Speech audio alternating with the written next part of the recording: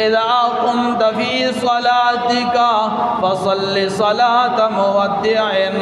और मेरे सहाबी, नमाज पढ़ने का मौका मिल जाए, तेरी ज़िंदगी में कोई नमाज आ जाए, फजर की नमाज आ जाए कि ज़ोहर की नमाज आ जाए, जुम्मे की नमाज नसीब हो जाए, उस नमाज को ऐसा अदा कर गोया कि वो तेरी ज़िंदगी की आखिरी नमाज हो।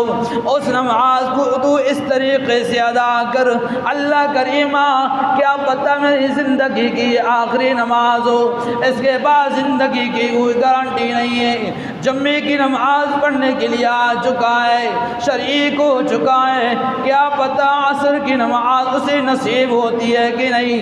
असर की नमाज मिल जाए, मगरिब की नमाज का पता नहीं कि नसीब होगी कि नहीं। इशा मिल जाए तो सुबह का पता नहीं, सुबह बेदार होगा कि नहीं। अल्लाह करीम के पाक पैगंबर ऐसी जामे नसीहत कर रही है। और मैं सहाबी, तुझे दुनिया में मौका मिल जाए नेकी करने का, खा वो नमाज ही क्यों न हो, वो रोज़ा ही क्यों न हो, वो ज़कात अदा करने का मौका ही क्यों न मिले, आज अदा करने का मौका ही क्यों न मिले, छोटी से छोटी नेकी अदा करने का मौका ही क्यों न मिले, उस नेकी को ऐसा अदा कर के गोया वो तेरी ज़िंदगी की आखिरी नेकी हो।